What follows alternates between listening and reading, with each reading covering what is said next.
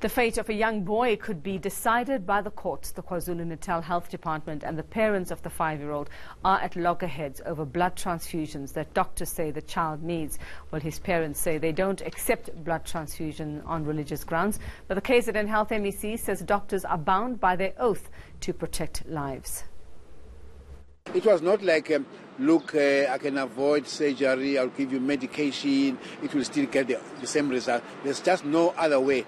Really, we also are Christians, we respect religion and all that, but here we are actually saying the child cannot be disadvantaged by the beliefs that we really hold. How long has it been in your care for? It's close to 3 weeks now. But a child with a sickle cell anemia might be discharged after 3-4 weeks. We don't get to be cured of this sickle cell anemia. So we will have to put this child on a program. Have you engaged with the boy's parents? What are they saying? Of course, when the parents come in and are informed that we will have to take this intervention for the child and therefore are declining on that process, it allows us to go further and seek a court order which we receive to say, despite the parents not willing to support us with a consent, we would like the court to give us a consent to move on.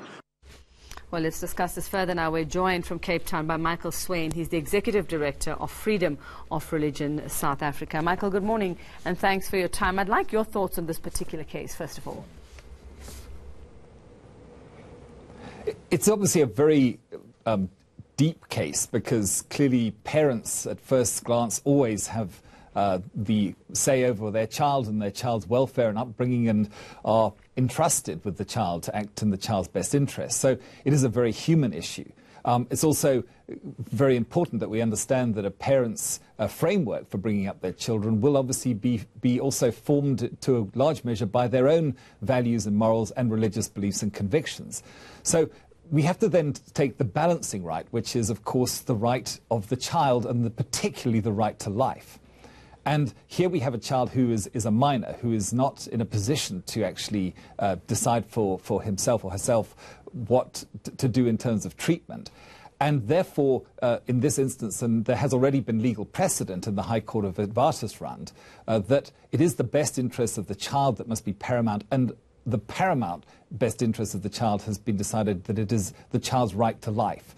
So, again, the court has the responsibility to balance these rights and to obviously come to the conclusion that they will. But there has precedent already been set that the child's right to life is actually going to be the paramount right and will actually then supersede the rights of the parents, both from their parental rights and, of course, even their religious rights. So in other words, our law, if I understand you correctly, Michael, is clear that parents in any instance cannot object to medical treatment on religious grounds. Is that what we're saying? Well, the High Court is the ultimate guardian, if you like, of the right of a minor child. And obviously, the courts always have the responsibility to balance rights. So in the event, for example, that the child wasn't, I think this child is a very young child, an infant. If the child was, say, just a legal minor still, say 17 years old, but was very cognizant of their condition, perhaps had their own very clear sense of faith, then the courts would probably, I think, take that into account and maybe reach a different decision because then you obviously have knowledge of your medical condition. And at some point you are, of course, entitled to refuse medical attention if you want to. But in this instance, obviously, the child is not in that position and therefore the courts, in all likelihood, will intervene and decide that the right to the life of the child is of paramount importance. So what we're seeing here, Michael, is that the parents do plan to oppose this application by the hospital, by the 5-year-old's pediatrician as well. I mean, what would be their possible grounds for argument here? I mean, it is highly unlikely that they will be successful. Like you say, the courts are quite clear on this.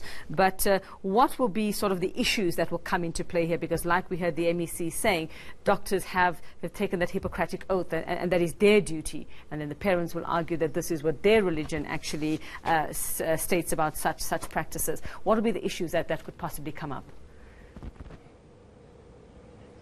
Well, obviously they're going to be saying that their religious convictions are very important, as well as their parental rights over the child. And of course, the court will and must take those issues into account. So, as I said, it is a balancing question for the courts to decide, because they have to obviously decide how to balance these competing rights, the rights of the parents to bring up their child in what they believe is the child's best interest, the parents' religious convictions, and then they have to weigh that against the right to life of the child, who is a minor and not able to basically make the decision for themselves. And the High Court has the ultimate, if you like, guardianship of that right.